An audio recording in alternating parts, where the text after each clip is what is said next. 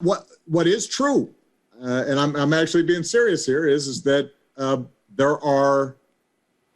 there's footage and records of objects in the skies that we don't know exactly what they are. We can't explain how they moved, their trajectory. They did not have an easily explainable pattern. There's a whole fleet of them. Look on the ASA. Oh my gosh.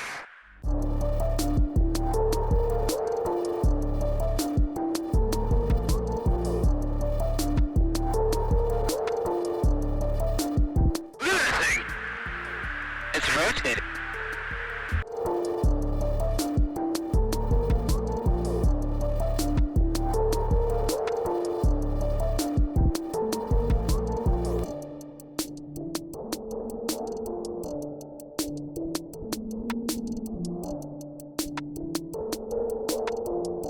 I think that people still take seriously trying to investigate and figure out what that is. Ces phénomènes aériens non expliqués, on peut effectivement se demander ce que c'est. Alors soit ce sont des phénomènes naturels, soit ce sont des extraterrestres, hypothèse auxquelles j'adhère assez peu, mais voilà. Soit ce seraient des puissances étrangères capables de mettre dans le ciel américain des systèmes aériens extrêmement sophistiqués.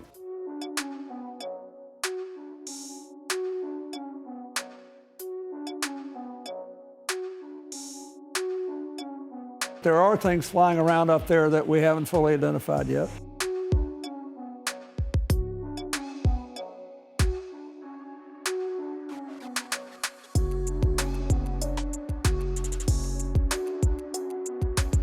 Ce qui est intéressant d'observer, c'est que, alors qu'on parle d'une nouvelle guerre froide entre les États-Unis et la Chine, on revoit des thématiques autour d'engins volants non identifiés, d'OVNI, qui avaient fait les grandes heures de la précédente guerre froide à partir de 1947, dans les années 50, lorsque l'Amérique préparait à affronter l'Union soviétique. Et donc là, il y a sans doute quelque chose qu'il faut replacer dans un contexte géopolitique. C'est que lorsqu'il y a un imaginaire d'une menace, que cet imaginaire soit fondé sur des réalités ou des spéculations, comme dans le cas d'une invasion extraterrestre, on voit ressurgir à chaque moment de ces tensions internationales dans l'imaginaire américain, que ce soit le cinéma ou des rapports basés sur des choses difficilement contrôlables en réalité, on voit ressurgir ça. Il y a quelque chose de culturel sans doute dans la culture américaine qui fait que cette préoccupation revient, cette dimension culturelle, politique et culturelle, on ne doit pas la sous-estimer.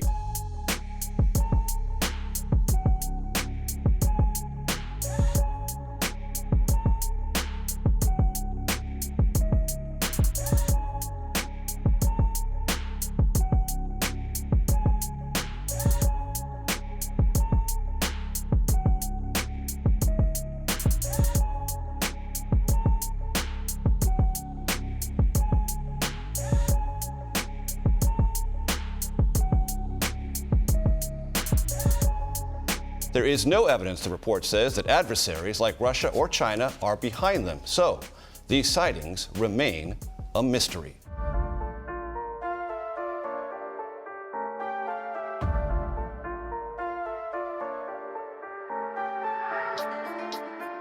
Qui serait capable de faire ça? On voit mal qui, à part les Russes et les Chinois, mais on voit mal ce que les Chinois et les Russes sont capables de faire dans le domaine. Surtout s'ils étaient capables de faire des choses comme ça, pourquoi viendraient-ils le faire dans le ciel américain au risque de perdre leurs engins en cas d'accident et que ces engins tombent entre les mains des Américains? Personne aujourd'hui n'est capable de fournir la moindre explication là-dessus. Et les Chinois, comme les Russes, sont très très loin de maîtriser des technologies de furtivité, par exemple, du niveau de ce qui semble être le cas dans ces phénomènes. En revanche, ce qu'on sait, c'est que les Américains ont depuis de longues décennies des programmes secrets, notamment dans le domaine aérien, d'avions furtifs ou d'avions extrêmement rapides.